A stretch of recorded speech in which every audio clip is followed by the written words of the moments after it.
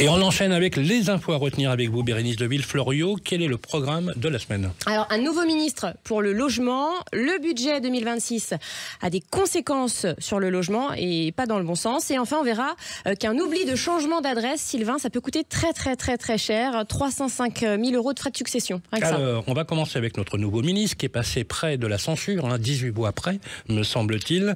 Il s'appelle Vincent Jeanbrun. Oui, nouveau ministre de la Ville et du Logement dans le gouvernement Lecornu 2. Faut suivre. C'est Vincent Jeanbrun. J'allais dire quelque chose, mais je vais me taire. Il succède à Éric Woerth, qui a fait à peu près 12 heures, qui lui succédait à Valérie Létard, qui était donc sous le gouvernement, j'en oublie, Bayrou. Voilà. Bayrou, ouais. Vincent Jeanbrun, 41 ans, député du Val-de-Marne et maire de l'Haÿ-les-Roses depuis 2014. Alors, je ne sais pas si vous vous souvenez, on avait beaucoup parlé de lui en 2023. Des émeutiers étaient rentrés dans sa propriété, avaient mis le feu, il y avait sa femme, ses 2 enfants. On l'a même reçu sur Radio Imo. Exactement, à l'intérieur, donc ils avaient dû faire. Voilà, donc Vincent Jeanbrun, il s'est imposé ces dernières années comme une figure montante de la droite locale. C'est un proche de Valérie Pécresse, un proche de Laurent Wauquiez, c'est un élu républicain. Bon, désormais, il faut suivre encore. Il est exclu de son parti.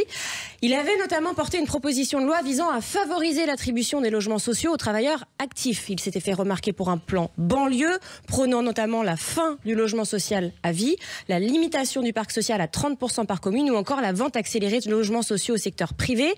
Évidemment, ces propositions n'avaient pas plu à la gauche. Sa nomination passe pas inaperçue. Elle intervient alors qu'il est visé par une enquête préliminaire du parquet de Créteil pour une prise illégale d'intérêt concernant l'attribution de logements sociaux à d'anciens collaborateurs. Alors, il a fait son premier déplacement en tant que ministre hier.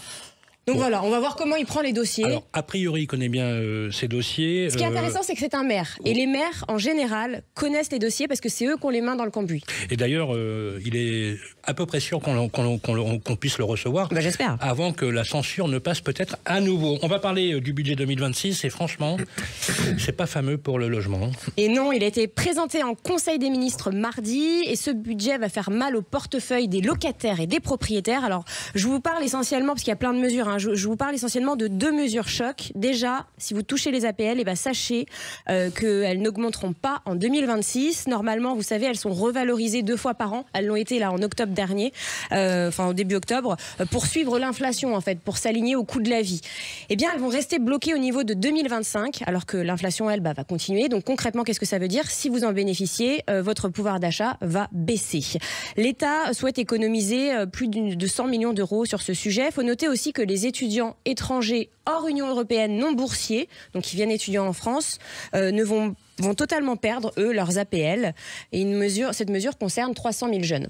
Une autre mesure choc, Sylvain, vous savez, on en a beaucoup parlé. Eh oui, le statut du bailleur privé, on fait quoi là? Eh ben, il disparaît du budget. Alors, ah bon? Le statut du bailleur privé, c'est un terme un peu compliqué peut-être pour vous. En fait, c'était la mesure attendue depuis 10 ans pour relancer l'investissement locatif. On en parlera avec notre invité Charles Marinakis tout à l'heure. Le principe, c'était quoi? C'était très simple, c'était de permettre aux Français de devenir propriétaires et de déduire progressivement le prix d'achat de leurs biens, de leurs revenus locatifs. C'est ce qu'on appelle l'amortissement. En fait, c'était pour inciter les Français à investir dans la pierre. Pourquoi c'est grave? Eh bien parce que depuis la fin du Pinel, en janvier, les investisseurs fuient. Il n'y a plus de Français qui veulent investir dans la pierre pour créer du logement. Et ces Français, on en a besoin. Donc la crise du logement n'est pas prête de s'arrêter. Et ça, c'est vraiment dramatique puisque ça touche des milliers de Français. On va finir avec un oubli de changement d'adresse c'est incroyable, qui a coûté très cher à une personne. C'est vrai. Hein, c'est une histoire vraie. C'est l'histoire de Pierrot. Oui. Pierrot qui vit un véritable cauchemar administratif. Ouais. Après sa retraite, sa sœur quitte Paris pour rejoindre La Ciotat.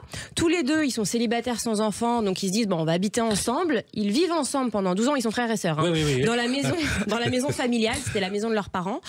Josiane décède, donc sa sœur décède. Pierrot pense hériter sans frais, parce que la loi le permet, entre frères et sœurs de plus de 50 ans, célibataires, ayant vécu ensemble 5 ans minimum, l'exonération est totale, sauf que sa sœur n'avait jamais changé son adresse administrative. Et il ne le savait pas. Voilà, il le savait pas, non. Donc sur le papier, elle vivait toujours à Paris dans son studio. Donc pour l'administration fiscale, impossible de prouver la cohabitation. Résultat, 305 000 € de droits de succession à payer. C'est 45% de taxation sur 700 000 € d'héritage. Oui, en France, c'est cher, hein, les frais de succession. Donc pour régler la facture, Pierrot, il a dû vendre l'appartement parisien, le petit studio parisien. Et pourtant, il avait coché toutes les cases. Donc la leçon, l'exonération entre frères et sœurs existe, mais elle est fragile. La moindre incohérence dans vos papiers, et c'est 45% d'impôts qui tombent. Donc pensez à tout vérifier par un notaire, c'est important. Voilà, et dans votre affliction, n'oubliez pas de régler vos frais de succession. C'était les inconnus. Voilà. Merci Bérénice. Et tout de suite, on va attaquer le chantier du siècle.